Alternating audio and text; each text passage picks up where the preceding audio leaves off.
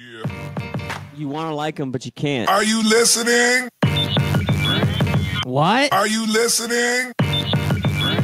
Did you bring me on this show to insult me? Yeah. That's what I'm saying. That's what I'm trying to say. Yeah. Hey, y'all don't want it with us, man. We straight gangsters over here, Straight man. gangsters. Ah.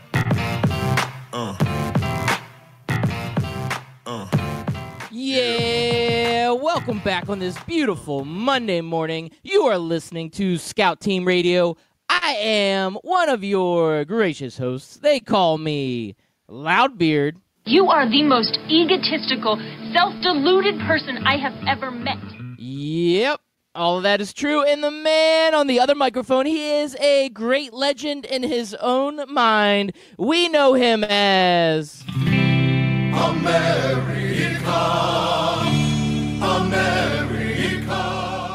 Yeah, it's your boy Chris America coming to you live this Monday. It is a busy Monday morning, Loudbeard. There is so much to unpack on this Monday morning. I don't know if we have time for our typical early morning small chat, but I did just decide that Bay, you know the word Bay, right? I've heard it used in a sentence before, like, Baywatch is a good movie. Yes, not that Bay. The BAE, the ones that the little kiddies are using, although I don't know if they use it anymore. Yeah, I think that was like 5 years ago, but cool. Keep rolling. I'm okay with it now because it means bacon and eggs, right? And I love me some bacon and eggs. That was just my random thought this morning as I'm cooking some bacon and eggs prior to the show. But speaking of baking and eggs, Rosen Okay. possibly going to the Redskins. Worst segue ever. Who's possibly going to the Redskins? That is Josh Rosen. That is the Oh, big rumor on Twitter. Oh, that's terrible. Flying around. No, that's Twitterverse talking that right is there. the big There's no news. validity to that. No. There's tons of validity to that. There's Oh. blue chicks galore. Oh, come on. All you Yeah. need is a Woj bomb to confirm it. But Yeah, no. that is no, the big news coming out of the Combine this weekend. Kyler Murray to Arizona, Josh Rosen to the Washington Redskins. Oh, that would be painful. Painful.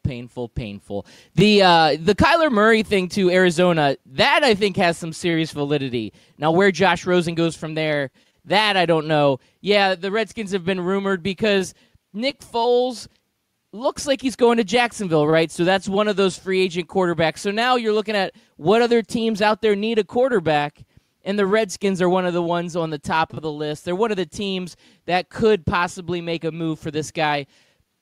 The problem is Josh Rosen just didn't seem like he had it last year in the NFL, and I would be disappointed getting him on my team with the Washington Redskins. But the first part of this story, the Kyler Murray to Arizona, I could see this happening. This is like a 90% chance of happening right now, Chris America. What do you think about the swing from denying we're going to take him first to pretty much open to just, hey, we're going for it? Yeah, eventually everything comes out into the open, right? Your lies and your deceit, you can only hide it for so long. Eventually the world will find out, and as it did this time, now they're just embracing it. You embrace what the reality is, and the reality is that Kyler Murray, he was tall enough after he was 5'10" and 1/8 of an inch. He had big hands. Oh, and he can play football. All right, he's our number one quarterback. I could see this guy going number one overall. Kingsbury loves him. The Cardinals need some excitement. It's a perfect fit. Finally, everybody in the world is agreeing this is going to happen. Yeah, and I'm sitting here looking at Oklahoma Sooners and wondering, that's got to be it, right? You have the best sell to quarterbacks recruits. Is you basically say, not only do I have the back-to-back number one Heismans, but I've had back-to-back number one overall picks in the NFL for my quarterbacks, and I've only been coaching for 2 years. Yeah, it's a pretty easy sell for these up-and-coming quarterbacks, especially these mobile gunslinger-type quarterbacks. You could say, hey, you're going to be the next Baker Mayfield. You're going to be the next Kyler Murray. Who are you going to be? We're going to make it happen. You're going to be number one overall. You're going to be a Heisman. We're going to promise you the world and then sit you for 2 years. Yeah, but, I mean, if becoming the number one overall pick is your goal, that's where I go, man. I don't go anywhere else because there's no other coach out there who has, 2 number one overall picks, period, let alone back-to-back. in their first 2 years as a head coach. Yeah, no, I agree with that. That at least for the recruitment trail, that has got to be easy. And I mean, I am excited to see who's going to be the quarterback next year and how well they're going to do. And man, gosh, I can't believe it. 2 years in a row. I thought Oklahoma was going to take a step back, and I think everybody did. Baker Mayfield comes out number 1 pick overall, and it's like, okay, who's the next guy that's going to step up? Oh, it's this baseball player, huh? All right, well, let's see what he's got. Boom. Lights the world on fire. So, again, who's next? Who's going to be that next Kyler Murray, Baker Mayfield? Again, man, this was the best. Why didn't I do this sooner? Oklahoma sooner. Good job. Come on, there, where's Chris my Kawhi America. laugh, man? Where's my Kawhi laugh? What Kawhi laugh? You suck. I'm going to download that. There we go. Is that better for you? Is that Thank better? you. Are My happy morning is now complete, Loudbeard. I appreciate you and all that you do for me. So speaking of guys that play college football that are awesome, the one thing about the Combine is there's always one guy that just jumps out off the page. And I don't want to go deep into Combine because, we had all weekend to look at it. And, again, it's just guys in tighty whities running around. So it's not like it's actual football. But this dude, DK Metcalf, ever since that one picture went viral where he's just, like, totally ripped and he looks like a bodybuilder and not a wide receiver, and then now from there to what he did in the Combine, between having a 4.33 40 time, he only had 1.9% body fat, 27 reps on the bench, and a 40.5 vertical. The guy wasn't even that great of a wide receiver at Ole Miss, but he is now officially like in first round mode. Everybody's super high on this guy just because he is a total physical beast. Man, this is what the Combine does for guys.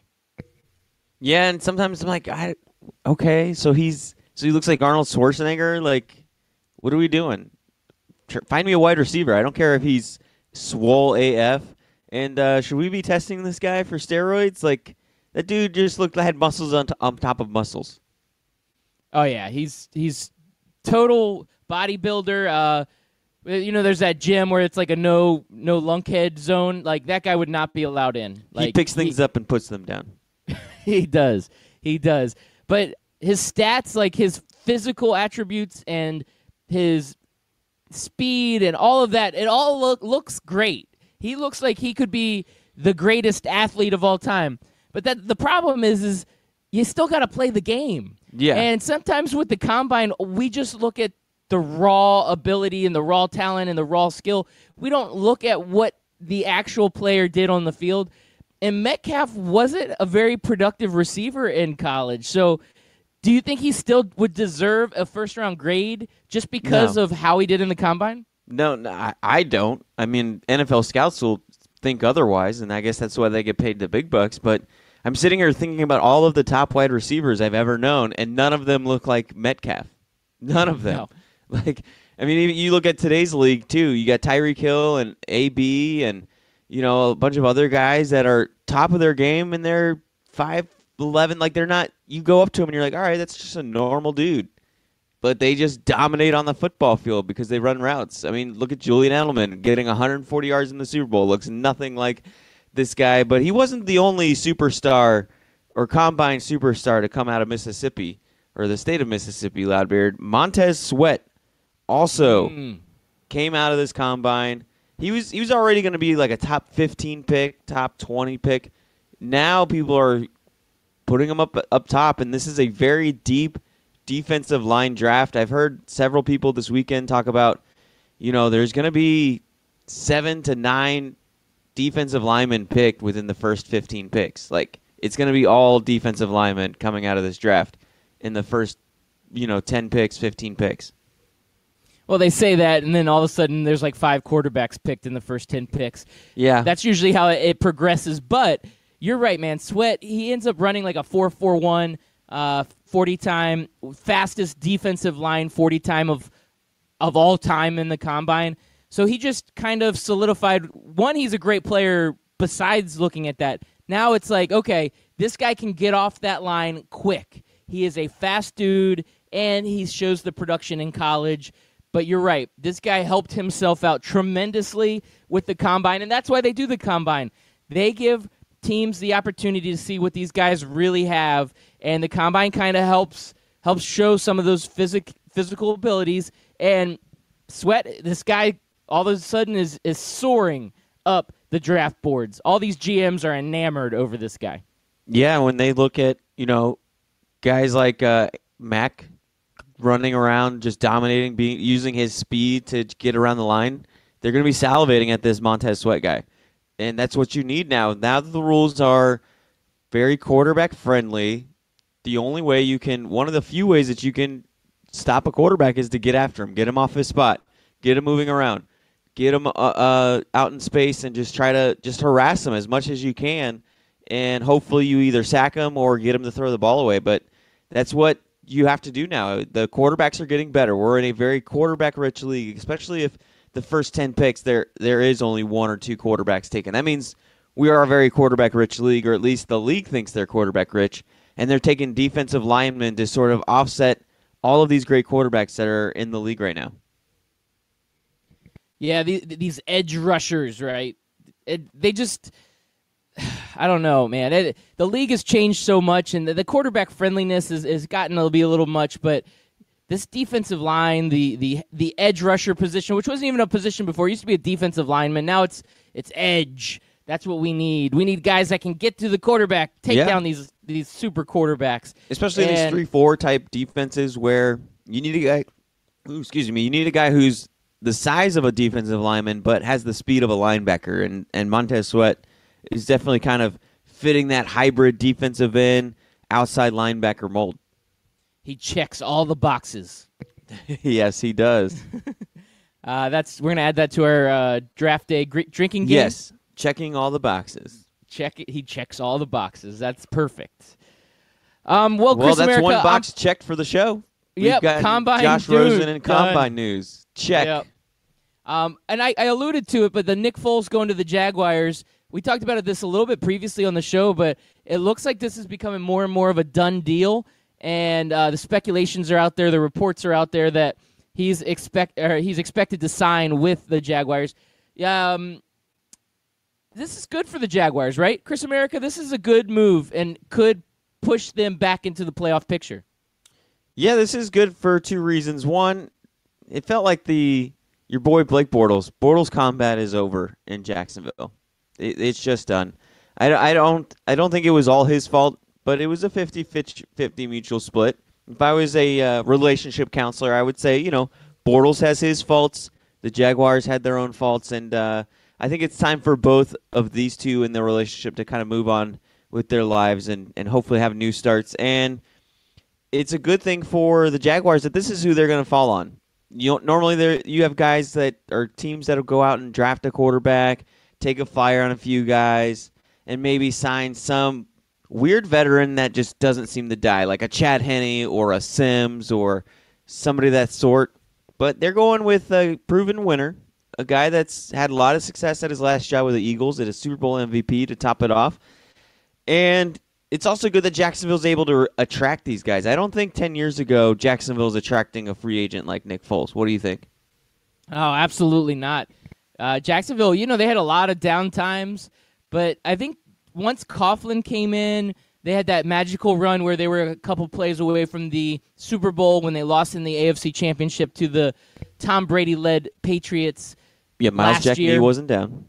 Yep, no, it was not, and yeah, that's a whole other conspiracy we could get into. But that team, if they can get back to that shape, if they have Nick Foles leading them instead of Blake Bortles, that team could have been in the playoffs. Could have been in the Super Bowl. They could have been the team instead of the Patriots that went up against the Eagles. Instead, now we're saying, okay, let's see what they can do. We bring in a Super Bowl MVP. We are bringing in a guy that is a known winner, and we are giving this defense a real good chance with a offensive guy that can lead a team. So now you have a lot of the right pieces in place. The one thing that's going to be the knock on Jacksonville moving forward is is the running game going to be consistent? Meaning, can Leonard Fournette stay healthy? That is going to be a key. The other thing is, what other offensive weapons are you going to place around Foles? Are they going to draft high at wide receiver? Are they going to try to bring in maybe a talented pass-catching tight end? They need to get a few other pieces around Foles. But Foles is the number one piece that you can get in this offseason, and it is, to me, going to be a great fit for this Jaguars team as long as they make those other little kind of, adjustments just to make their offense a little bit better. But the defense is still going to be on fire. Yeah, they need to build up an offensive line that's respectable, and they need to give him at least one or two weapons for him to throw to. That was part of where I said that the Jaguars are partially to blame for Blake Bortles' faults is he had nobody to throw to last year. They pulled the rug out from under him when they let Hearns and Robinson walk. I didn't understand why they let both of them walk. I get one over the other, but to have them both walk and then say, okay, well, we're not going to replace them really with anybody, but go out there, Bortles, and do the same thing you did last year with no help. Yeah, and what kind of complicated things even more was Marquise Lee was looking like he was going to be a great piece, and then he gets injured in preseason. So then you're really your top three wide receivers from the previous year are all gone, and the cupboard is left empty. They have absolutely no real talent at the wide receiver position. You're putting in pieces and just seeing if they fit. And for a guy like Bortles, we know that he's not a superstar. He needs something around him to give him a little help. And Fournette being often injured, just all of these things put together really made it tough sledding for Bortles. So they have to fix those problems with Foles. Otherwise, Foles is just going to be another Bortles. Yeah, and then you're going to hear he was just a system player. It was the Eagles system. It was Peterson's coaching. Foles sucks. And it's like, no, I don't think this is a slam dunk signing here for Jacksonville or for Foles. I don't think that this is a very slam dunk relationship where he's going to walk in and they're just going to instantly win or make it to the playoffs. I think he's got his work cut out for him. Like we mentioned, no offensive line, no wide receivers, and I don't look at Doug Marrone as a coach where I'm like, yep, Doug Marrone's coaching. He checks all the boxes too as a head coach, and man, he's going to win this matchup just on coaching alone. I don't see that from Doug Marrone, and so I hope for Nick Foles' sake because I really like Nick Foles. I want to see him do well, and I hope this works out for him. Yeah, I just hope it doesn't end up being another St. Louis Rams type deal. Chris America, I'm going to segue out of this. It's not going to be a great segue, but I'm going to segue out of the NFL and move forward. Now, you are my UFC guy. You are my MMA expert. Yes. We had a beautiful UFC card this past weekend. A lot of great fights. One of your favorite fighters of all time, John Jones, was on there. But pretty exciting weekend on UFC. So do you want to take the ball and run with this one, or you want me to just recap the fights here, and then you can give me your expert analyses? No, so, I mean, there were some really great fights. There was a lot of controversy on one end. The first fight, man, really exciting fight between Pedro and Cody. Cody came out swinging, had Pedro on the ropes. There was a couple of times where I was like, is he going to survive this? But Pedro, man, had like a head of steel. He just sat there and ate punch after punch and kick after kick to the head, and then he delivered his own counter punches and stuff on his own and ended up knocking out Cody Garbrandt. The big controversy was the Ben Askren win. Loudbeer, did you have a chance to watch the highlights or the fight at all? Now I read up on it afterwards. I did not watch it live, but yeah, I mean, it looks like Askren got the submission, but there was other opportunities in there where maybe he could have been counted out, but the ref kept it going, right? Isn't that the controversy? That is the controversy, is that at one point, so he basically, Robbie Lawler picked up Askren on his shoulders and had him in like a torture rack type mode and then slammed him on his head and started bouncing his head off the mat. No call, no TKO. I felt like it should have been called. The guy was not defending himself. And then he finally came through and was able to kind of get up on his feet, and then he started wrestling him a little bit. And he put him in this little headlock choke, and he had his Lawler had his hand up on his head, and then it kind of fell to the mat, and then Herb Dean picks up his hand, he drops it, but Lawler held his hand up, and then Herb Dean calls the fight. As soon as he lets go, Lawler looks up like, "What the hell, man?" And Herb Dean's like, "Oh, sorry, man, I thought you were out." Yeah, that's a bad look. I mean, I do like the controversy after these fights. I feel like every time UFC has a big card, there's always some sort of controversy. I mean, this maybe sets up a rematch. We'll see how that plays out. But I don't like it when they call it too early. And if you're going to let the other guy go and then you're going to call it quickly on a choke out, it's just a bad look. You got to call it fairly. If you're going to let it go, you got to let other things go. You can't just play it one way for one dude and then not for the other dude. And Robbie Lawler, man, he's a reputable guy in the UFC. You would think that he would have a little bit more clout than that. I think he's going to have some serious complaints going up to Dana White here. I'm sure he's already done it. Well, I became a big fan of one and not so much of a big fan of the other, and that's how they handled what happened afterwards. Robbie Lawler was such a good sport afterwards. He was all smiles. He kind of just, chalked up. Hey, I guess that's the way it is sometimes. I'm upset, but I'm not going to be a poor sport about it. I'm not going to go cry and, be an NBA basketball player because I didn't get the call I wanted. I'm not going to be a New Orleans Saints fan because the referee screwed me over from a win. And Ben Askren was asked twice, once after the fight with Joe Rogan in the ring, and the other time in the press conference, he's like, "I'm going to pass on a rematch. I don't need to rematch this guy. I beat him fair and square. There's nothing to gain for me to fight this guy again." And what I hear is, I really got lucky there. I was getting my ass beat. Somehow I made it into a choke position, and the referee called it early. Yeah, I don't know. That's not a whole lot of class there. In that sort of situation, the right thing to do is say, all right, if we want to do a rematch, I could definitely see that happening in the future. And just leave it open-ended, right? Like, you don't have to commit to it. Don't be a jerk and say, nope, no, I'll never fight him again. Obviously, I kicked his butt. Like, I don't want any of that. Come on. I'm too good for that. I don't need to give. I need to move forward on to my match. And it's just, you know what? I honestly, I think it should be looked back and just ruled a no contest. Herb Dean messed up. We'll just rule it a no contest. But we'll move forward from that. The biggest surprise of the night, Loudbeard, was Kamaru Usman utterly dominated Tyron Woodley.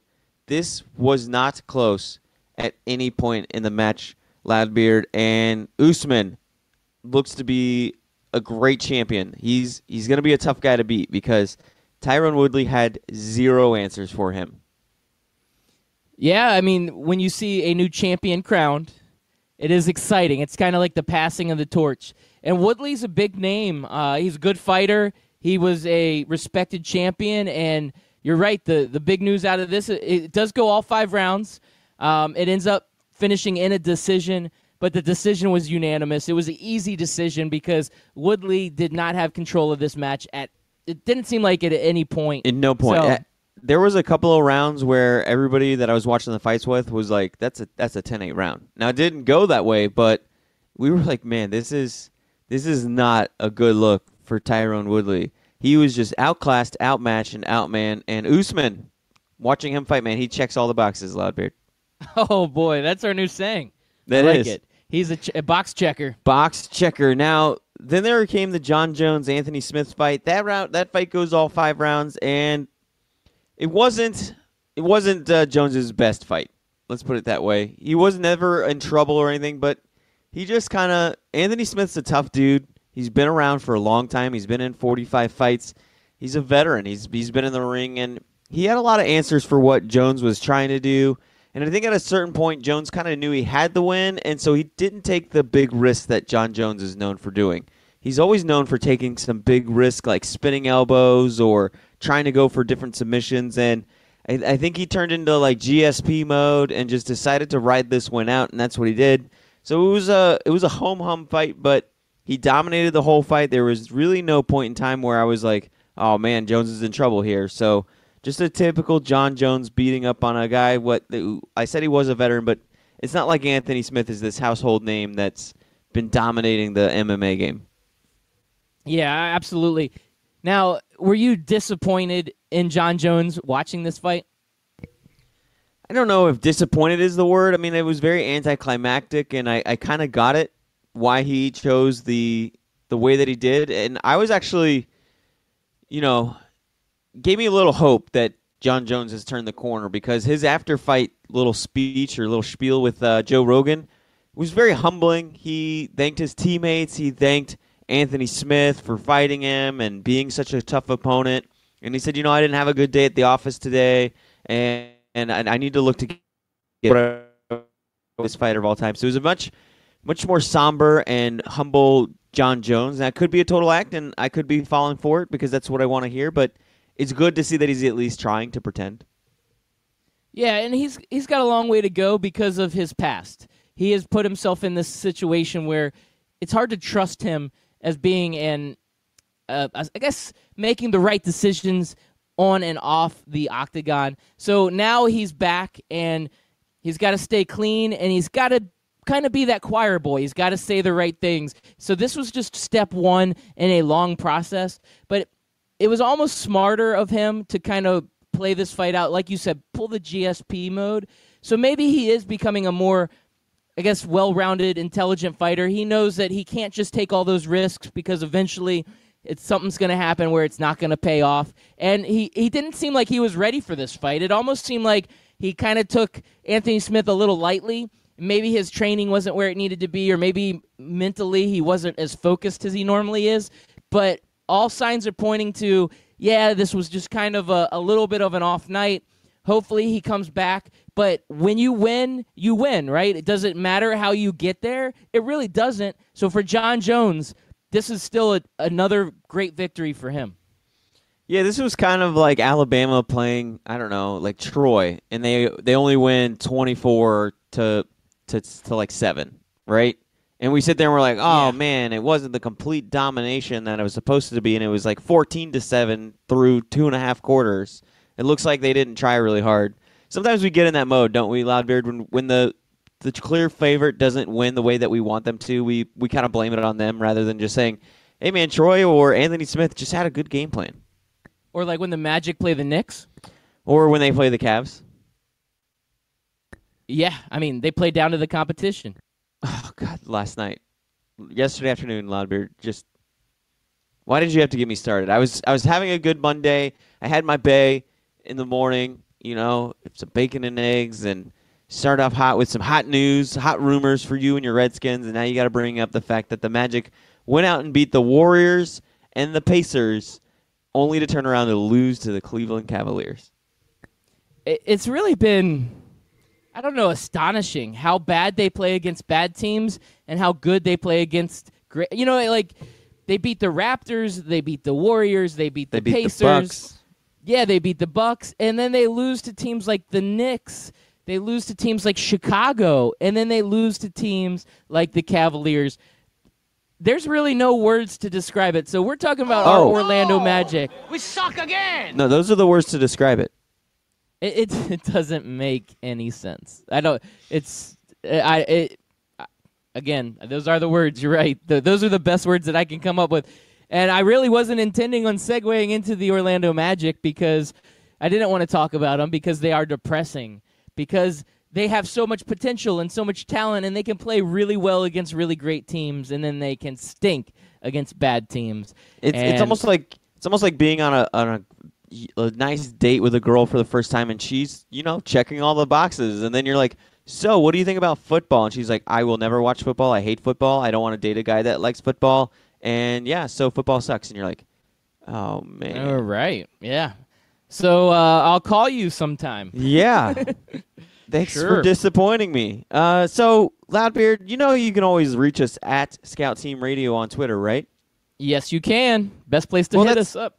That's what David Green did early this morning. I guess he was kind of thinking about Scout Team Radio and at Alliance of American Football, and he sent us in a question early this morning for the show, and we can answer it on the other side of the break. How much blame should Singletary and Coyle get for not starting the right quarterback right away? And that, of course, is the Atlanta Legends and the Memphis Express head coaches. So how much blame should they get? they should get a lot of blame. And we will find out how much after the break.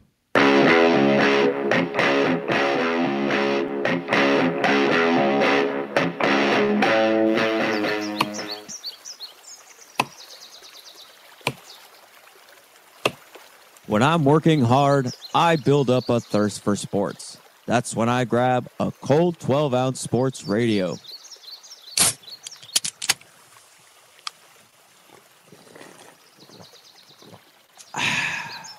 "12-ounce sports radio. Quench your sports thirst." Scout Team listeners and friends of the show, I've got something special for you. It looks like 12-ounce sports radio has done it again. We have partnered with Rally House. You just go to the website, 12ozsportsradio.com. Click on the banner on the right side of the page, and it will take you directly to Rally House. Rally House has some of the greatest, most unique sports items for that diehard fan, casual fan, and anybody and everybody out there that is special in your life. So go ahead and check it out. Once again, go to that website, 12ozsportsradio.com. Click on the banner to the right of the page, and you will get taken to the best sports merchandise website on all of the interweb. Ring Central features all-in-one phone, messaging, and video conferencing. It's easy to use with unparalleled security. Ring Central simplifies things so you can grow. Call Ring Central to speak with a representative about a price for your growing business at 877-779-3860. Again, that's 877-779-3860.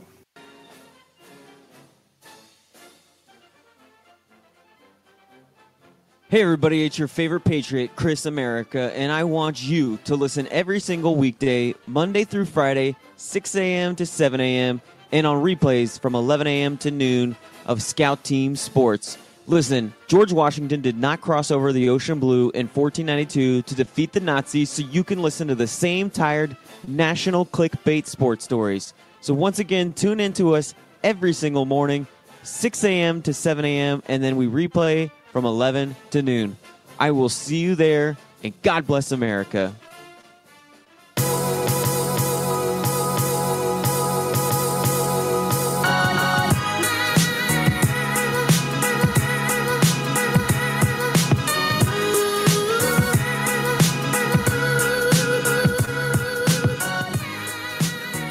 Yeah, welcome back.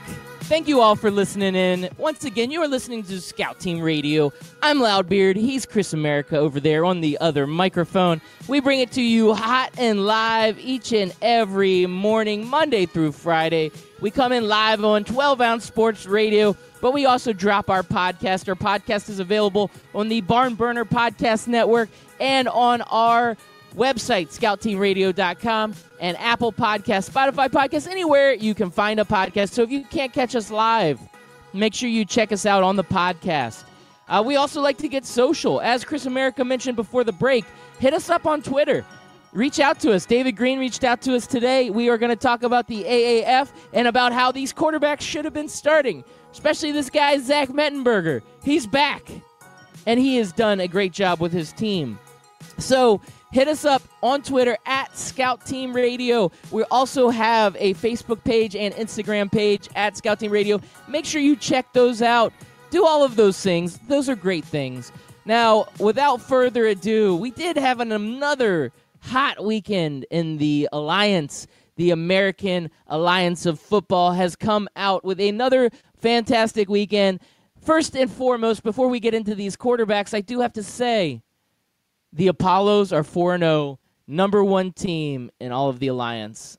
It's a good way to start our week out, isn't it, Chris America? If there's a way to bring a Florida team down, if there is an Achilles heel, it is to give us weather that is below 65. Yeah, snow game, man. Snow games big are the time worst for us snow Florida game guys. for the Orlando guys, and maybe they got through it because they're not officially an Orlando team yet or a Florida team yet. These are all new guys. Now, a lot of them are Florida players. They went to UCF, Florida State, Miami, that kind of thing. But yeah, they went out to to Utah, to Salt Lake City. They were up 8,000 feet, however high elevation Salt Lake City is. They handled that. They handled the snow. They handled the cold, and they grinded out a win. That's the kind of way you need to win those games, a nice 21-11 or a 20-11 score. And great teams find ways to win, no matter what adversities they face. That's right, they do. And another thing that's great about this Apollos team is it has been week after week after week where they have a lead in the fourth quarter, and they possess the ball for most of that quarter. They have long drives, they sustain, they get just methodically wear down the clock and keep that lead. So each week, it seems like for the past 3 weeks, at least, they have held on to the lead.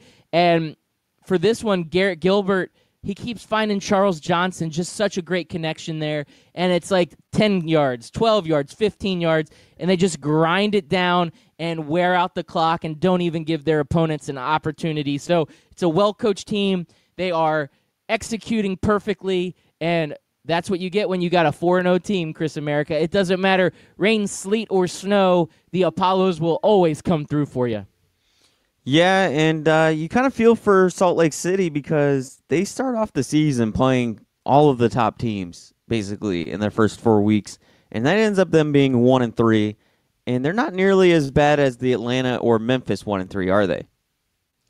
They're not as bad as the 1-3 from those teams, but I would have to caveat that because Memphis is coming back, man. And this Memphis team could be dangerous because they had it all right except for the Christian Hackenberg situation, right? When you have a quarterback that just throws 3-4 interceptions every game, you're not going to put yourself in a chance to win. But you change out that one piece and you bring in a guy like Zach Mettenberger, and then all of a sudden the tables have turned, and Memphis looks like a good team. So just because you look at record doesn't mean that that's what you're going to get, because some of these 1-3 teams are actually not too shabby. No, they're not, but that brings us back to our question from David Green, who sent it in this morning. Should Singletary and Coyle be blamed for not starting Mettenberger and Aaron Murray from the begin with? My answer is yeah, of course they should be blamed. It's your job as a head coach. Now, I get it. This is a new league. These are all new players playing together, and it's probably a lot harder to evaluate your talent given those circumstances. But, I mean, at least for Memphis, Hackenberg was doing nothing. I don't know why it took till the second half of the Orlando Apollos game in Week 3 for him to pull the trigger and starting Zach Mettenberger out there. It made no sense to me. We sat there, we watched it, we were at the game, and Hackenberg just had nothing to give to the Memphis Express. Yeah, Chris America, I don't even know how to describe this. Singletary is a former head coach, a Hall of Fame player, a guy that you would think could at least spot a little bit of talent or make some good football decisions, and their defense is so great. How do you not see this? How is it possible as a head coach to not see that your quarterback is hurting your team? Why do you not pull the trigger sooner? Why did it take that long? They had to wait till it was too late. I just don't understand it either, because in that situation with the Memphis Express, because I watched a little more of them. Now, the Atlanta Legends, it could be the same situation with Aaron Murray, a former Georgia quarterback that there is a lot of confidence in. But with Zach Mettenberger, you have a guy that's really good sitting there, and you have a guy starting that's killing your team with turnovers. How? How do you not make that? So, yes, Singletary 100% to blame for this mess. Yeah, and I was at the game when the Atlanta Legends played the Orlando Apollos, and I don't even remember who their starting quarterback was, but he was just bad. And when I learned that Aaron Murray was their quarterback, their backup, I was like, why didn't you throw him out there? For one, he should have been starting in the first place because of the name alone. He was a Georgia quarterback, really good for the Bulldogs, and I feel like that would get people in Atlanta, the Georgia Bulldog fans in Atlanta, excited. That's kind of what you do, right? That's why we bought Steve Spurrier in. Not only is he a great coach, but he gets people excited. He wants people to go that are fans of the Florida Gators and the top team in that state, or the biggest fan base in that state. So you would assume Georgia and Atlanta would have done the same thing, and they waited too long. But now, you know what? That's behind them now. We can sit there and say they're to blame, but they got to move forward now with these new starting quarterbacks and try to make the comeback because 1-3 is a difficult way to get back into things. But luckily, for at least for the Salt Lake City, the Arizona Hotshots were the team that lost to Atlanta, and they're 2-2, where Salt Lake is 1-3, so they're not far out of it. But as Orlando continues to win games and Birmingham continues to win games, Atlanta and Memphis get further and further back. Yeah, there's not going to be that many opportunities when it comes playoff time because you're going to have it's kind of top heavy. But I do think out of those 1-3 teams, when you talk about Salt Lake, when you talk about Atlanta, and you talk about Memphis, one of them could sneak into the playoffs. Now, if you were going to pick one of those teams, Chris America, which team would you select to make it slide into the playoffs out of those 1-3 teams? Oh, Salt Lake, without a doubt. I mean, we talked about it. They look like a good, solid team. They played the Hotshots, they played Birmingham, and they played Orlando throughout their first 4 weeks. That's a tough slate, man. Those are the top 3 teams in the league. And if you're the 4th place team and you're not as good as those other 3, you're going to end up with a 1-3 record. It's true, but did your Hotshots and your Birmingham and Iron have big weekends this weekend? Are they keeping No. So hope alive? Go ahead. No. You said that I missed a lot of the other games. So Birmingham played whom? All right, so we're going to recap some of these. The Iron played the Commanders. So the Commanders improved to 2-2, and the Iron, they get their first loss. So they end up losing 12-11. Solid score. That is a solid football score. You know what? The whole having to go for 2 points, I just want to kind of throw out some of the scores from the weekend for you. Just think about this. 14-11, 12-11, 20-11. A lot of 11s. You don't see that in the NFL. No, you don't see that many 11s. The Iron get handed a loss. So the Legends, they get their first win. It's over the Hotshots. Again, we're talking about Aaron Murray. They end up winning 14-11. The Apollos remain undefeated. They beat Salt Lake. And then the Express, they get their comeback win and end up winning 26-23. And that was a big victory for them. So a lot of good matchups. But you're seeing there's not a lot of parity, right? Like there is, I mean, the Apollos are 4-0, but they're not winning games by a ton. These are close matchups, and a lot of these games, 26-23, 14-11, 12-11, these are all one-score games. And so we could easily see these records of these teams kind of switching around a little bit, and seeing that the Iron and the Hotshots both lose, I mean, that's kind of big because, again, that evens the playing field for these other teams that were sitting kind of at the bottom, like the Express, like the Legends, like Salt Lake. So this is where the Alliance is sitting, and we're going into Week 5, and it's getting more and more exciting as the season progresses. And the big game next week, the Iron versus the Apollos, Chris America. We are excited for this big Saturday matchup. Or Sunday. That is the game of the week. Apollos. That's going to be the game of the season, man. And right now I want to welcome in Pigskins and Penalties, a football podcast. You can follow them at Pigskins Penalty. We just started following each other. I guess they're outside of the Central Florida area as well. So welcome aboard, guys. We appreciate the follow, and hopefully you guys are listening as well. And, that should be a big matchup for the AAF. This is what they need. They need to pump the heck out of this game. The top defense versus the top offense. Is this one in Birmingham, correct? No, this is... Oh, man, now you're throwing me off. I felt like it was a home game. It's in Birmingham because I think we don't have a home game until the 16th. You're right. We have like 3 out of the next 4 were away games. And for some reason I was thinking this was the home one, but... You're right, Chris America. You keep up with this stuff better than I do. I need to keep myself a little I'm a big-time calendar. Orlando Apollos. I'm probably the biggest Apollos fan. I need a day planner. That's what I need. I need a day planner. That would help me out I really feel like we bit. should trade for Josh Rosen, too. Yeah. Josh Rosen would light it up here in Orlando. No, but I still think Garrett Gilbert's better. Yeah, he is. Now, if the Redskins went out and picked up Garrett Gilbert, I'd be happy. He's a winner. We need winners. We need winners. like this. We need. I want winners. You do want winners. I want winners. And you know who else wants winners? I'm going to move on from the AAF. We're going NBA and the Houston Rockets and their coach. They want winners because they go up against the awful Boston Celtics yesterday, a game you and I were both watching. And, man, the Celtics, I don't know what is wrong with this team, but they just don't got it.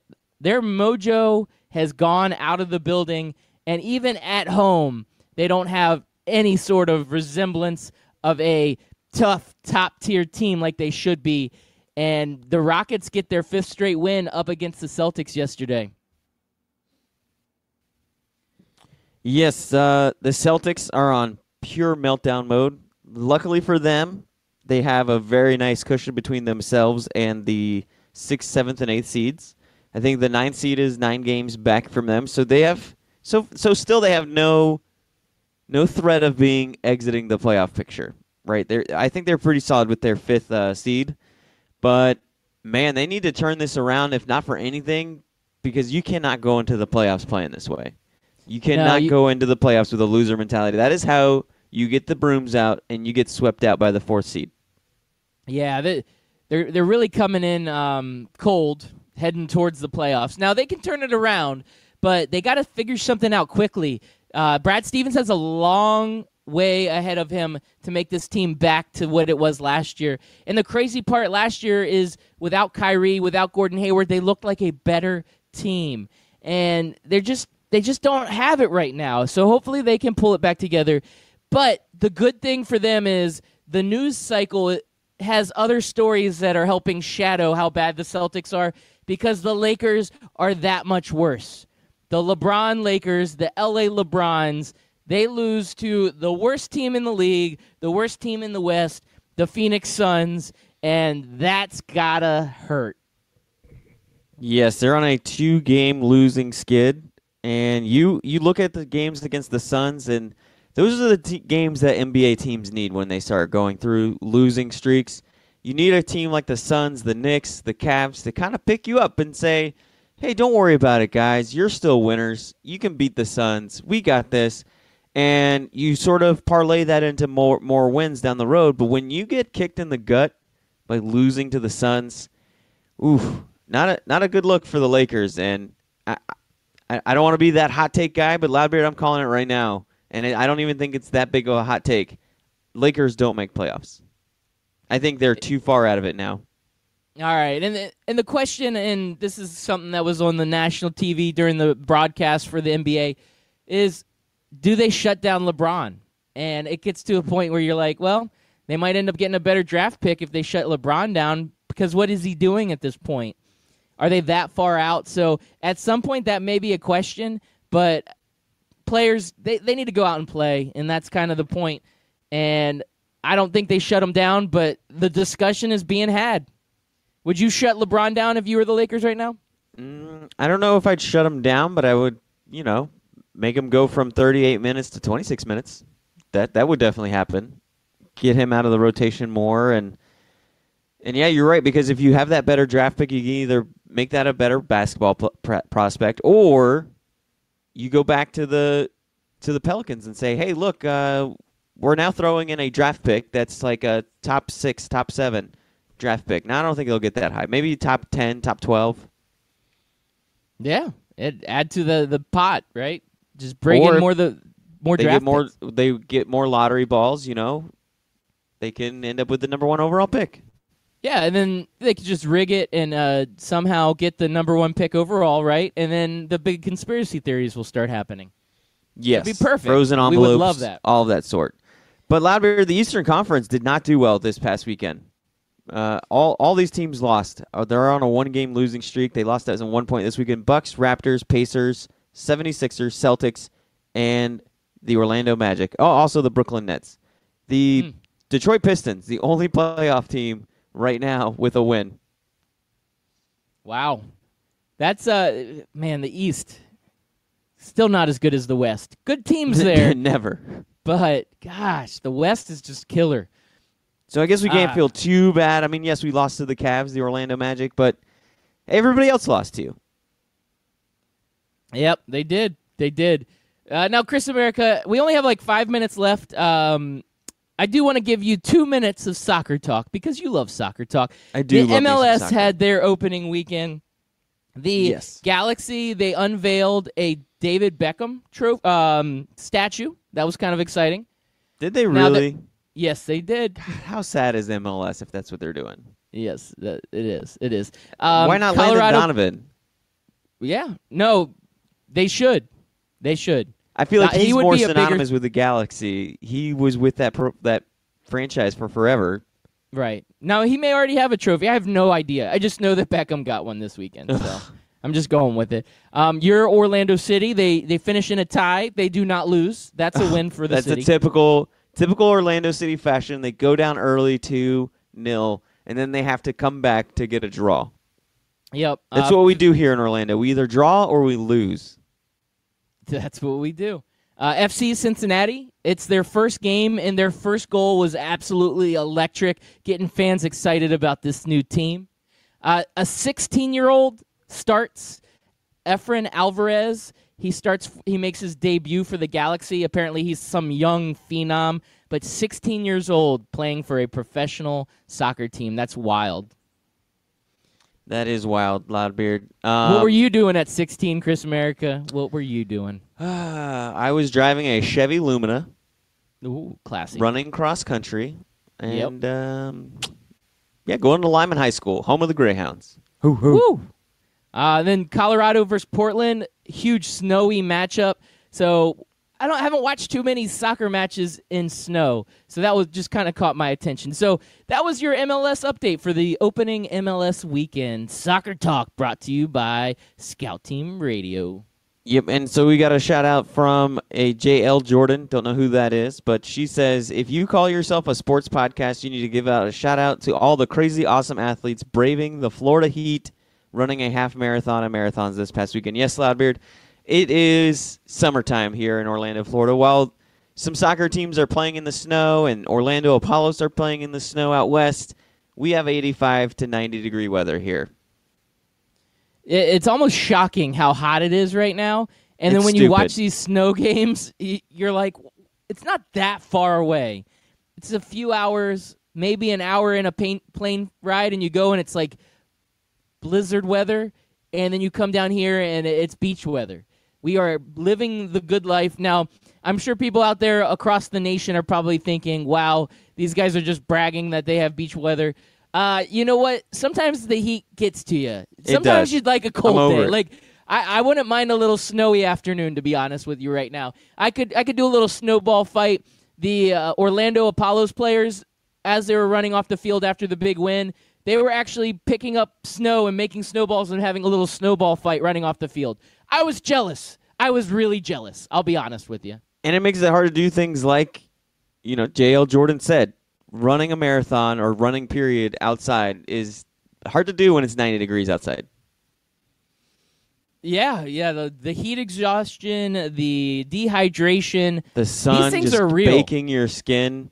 And Oh, we need yeah. a break, Loudbeard. We need something different. Like, I watch TV shows and stuff of people who live up north and they're enjoying the spring, they're enjoying the summer. It's hard to enjoy the summer when it never leaves, right? Absence makes the heart grow fonder, and we never get that absence from the summertime.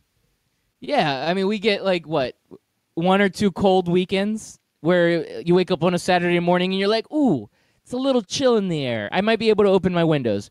Other than that, it's 90-degree weather the rest of the year. And then the Sometimes only you thing do. that's annoying about that chill is you're like, well, crap, where's my long sleeve shirt? What did I do with it?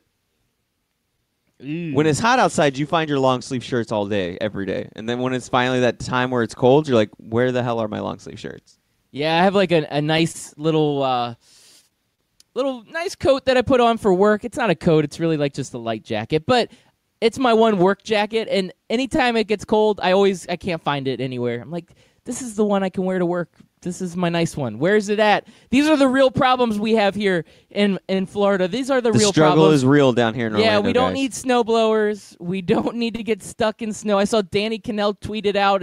He said, please pray for myself and my family. We've been out on this snowy road. We've been going for 15 miles, and it's taken us 6 hours. And he took a picture, and it was just a total mess. Snow everywhere in a blizzard, and that's scary.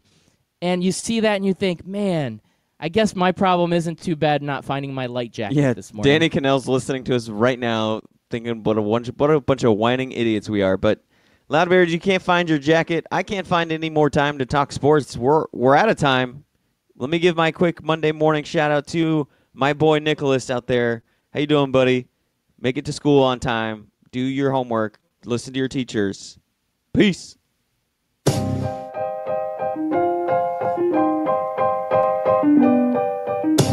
Thank you all for listening in. It has been another great episode of Scout Team Radio. Make sure you tune in to us on. Make sure you subscribe and comment, like, do whatever you have to do to make us more popular. Peace.